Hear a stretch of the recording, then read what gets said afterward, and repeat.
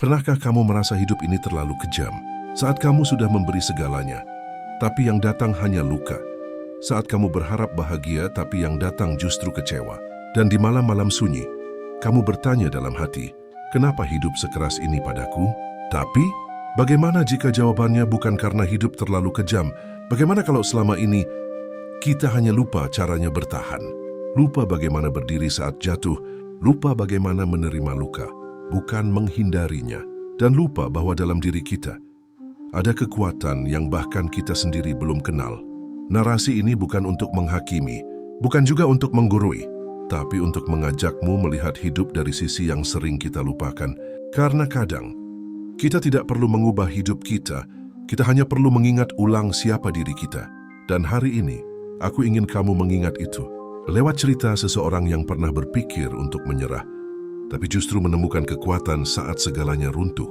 Namanya Dira, usianya 28 tahun. Biasanya seperti kamu, seperti aku. Pekerja keras, pendiam, tidak banyak cerita tentang hidupnya.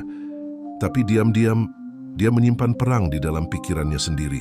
Dira pernah kehilangan pekerjaan yang dia cintai. Bukan karena dia tidak kompeten, tapi karena perusahaan gulung tikar. Lalu ia kehilangan sahabat yang selama ini jadi tempat curhat. Bukan karena bertengkar, tapi karena kecelakaan yang tak terduga. Dan pada akhirnya, Dira kehilangan dirinya sendiri. Di satu malam gelap, Dira berdiri di balkon apartemen kecilnya. Hujan turun dingin sepi. Ia melihat ke bawah dan dalam hatinya bertanya, untuk apa semua ini kalau cuma membuatku merasa hampa? Tapi di tengah kesunyian itu, ada suara kecil dalam dirinya yang berkata, kamu tidak sendiri. Bukan suara dari luar, bukan suara Tuhan, bukan juga ilusi. Itu suara dari bagian dalam dirinya, yang selama ini diam menunggu untuk didengar. Keesokan harinya, Dira tidak jadi melompat. Dia hanya menangis. Menangis sepuasnya. Dan anehnya, tangis itu bukan tanda lemah, tapi titik balik. Karena hari itu, Dira memutuskan satu hal. Aku mungkin belum tahu kemana arah hidupku, tapi aku tidak akan berhenti di sini. Dira mulai bangun setiap pagi. Bukan dengan semangat, tapi dengan niat. Dia belum sembuh, tapi dia sadar proses tidak harus sempurna. Dia mulai menulis jurnal, menyebut satu hal yang dia syukuri setiap hari. Awalnya hanya aku masih hidup, lalu berkembang jadi aku bisa mandi pagi ini. Aku bisa tersenyum walau sebentar. Dan pelan-pelan hidup Dira berubah. Bukan karena dunia jadi lebih ramah, tapi karena dia mulai belajar bertahan di tengah dunia yang tidak selalu memihak. Dia belajar bahwa kehilangan pekerjaan bukan akhir segalanya, bahwa kehilangan sahabat bukan berarti kehilangan seluruh kasih sayang.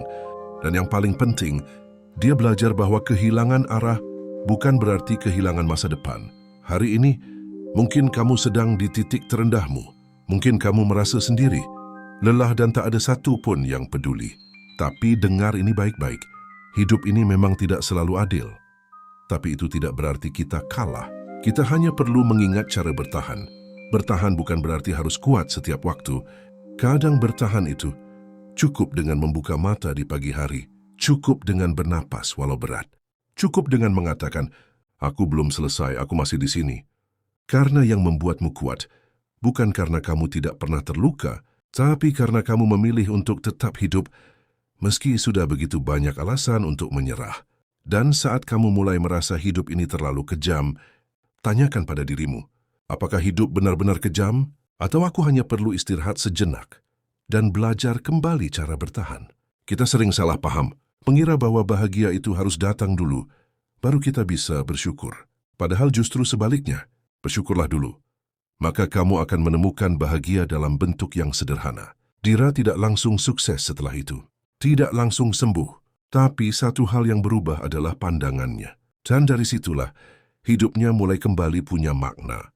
Jadi kalau kamu sedang merasa kosong, kehilangan, atau terluka, tenang, itu bukan akhir cerita. Itu hanya pengingat bahwa kamu manusia, dan kamu masih bisa memilih untuk hidup, untuk bertahan, untuk bangkit. Karena pada akhirnya, bukan hidup yang kejam. Kita saja yang kadang lupa bahwa dalam diri ini sudah ada semua yang kita butuhkan untuk bertahan.